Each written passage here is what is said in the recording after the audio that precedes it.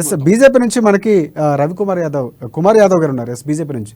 Yes Kumar Yadav గారు నమస్తే. ప్రధానంగా బీజేపీ పార్టీ ఏదైతే సిద్ధాంతాలు ఉన్నాయో ఈరోజు బడ్జెట్ మధ్యంతర బడ్జెట్కు సంబంధించి పూర్తి స్థాయిలో కూడా ఇది కేవలం ఒక రకమైనటువంటి విమర్శలు వస్తున్నటువంటి పరిస్థితి కనిపిస్తుంది. ప్రధానంగా మనం చూస్తున్నాం ఇప్పుడున్నటువంటి పరిస్థితిలో ఎక్కడా కూడా అలాంటి అభివృద్ధి లేదు అని చెప్తున్నటువంటి పరిస్థితి కనిపిస్తుంది. మత రాజకీయాలకు బీజేపీ పెద్దపీట వేస్తుంది తప్ప అభివృద్ధికి ఎక్కడా కూడా సాధించేటువంటి పరిస్థితి లేవని చెప్తా ఉంది. సో ఈరోజు బడ్జెట్పై మీరేమంటారు? ఈరోజు అమ్మా న్యూస్ డిబేట్ లో కూర్చున్నటువంటి కాంగ్రెస్ పార్టీ నాయకులకు, అలాగే విశ్లేషకులకి, ప్రేక్షకులకు అందరికి కూడా నమస్కారం. కాంగ్రెస్ పార్టీ కేవలం బీజేపీ మీద మత రాజకీయాలని బురదల్లే ప్రయత్నం తప్ప నేరుగా ఎదుర్కొనేటువంటి, ప్రత్యక్ష ఎన్నికల్లో ఎదుర్కోలేనటువంటి దమ్ము ధైర్యం లేనటువంటి పార్టీ కాంగ్రెస్ పార్టీ అయిపోయింది. ఇవాళ అందరం కూడా మనం గమనిస్తా ఉన్నాం. ఇవాళ మధ్యంతరంగా అంటే ఏ విధంగా ఎప్పుడు పెట్టేటువంటి బడ్జెట్ రకంగానే బడ్జెట్ పెడతా ఉన్నారు తప్ప ఏదో పర్టికులర్ గా ఎన్నికల కోసం ఎన్నికల పరమావధిగానే ముందుకు బడ్జెట్ పెడుతున్నటువంటి పరిస్థితి ఉందని ఆరోపణలు ఉన్నాయి. చాలా వరకు ఆశలు పెట్టుకున్నటువంటి పరిస్థితి ఉంది. ఏదైతే గ్యాస్ ధరలు తగ్గించే అవకాశం ఉంటుంది, లేకపోతే పెట్రోల్ డీజిల్ పై ఎక్కడ కూడా అలాంటి సూచన రాలేదు పార్టీ నుంచి.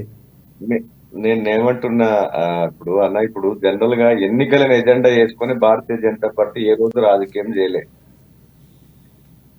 ప్రభుత్వాన్ని నడపలే. కేవలం దేశ ప్రజల సంక్షేమం కోసం ఆలోచన చేసి ప్రజా అభివృద్ధి మేరకు మాత్రమే బడ్జెట్ సమావేశాలు గాని, పరిపాలన విధానం గాని కనబడతా ఉన్నది తప్ప ఏదో ఎన్నికలను ఎజెండా చేసుకొని చేయలేదు. కాంగ్రెస్ పార్టీకి వేరే అంశం లేదు. బీజేపీని తోటి తట్టుకునేటువంటి శక్తి లేక అవి మాట్లాడుతున్నారు తప్ప వేరేది ఏం లేదు.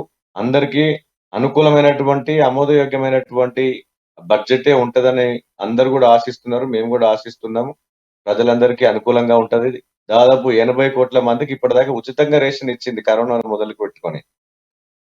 ఇవాళ అనేక సంస్కరణలు, ఇవాళ గడిచిన 10 ఏళ్లలో అనేక గొప్ప సంస్కరణలు తీసుకొచ్చింది భారతీయ జనతా పార్టీ, కేంద్రంలో ఉన్నటువంటి బీజేపీ ప్రభుత్వం.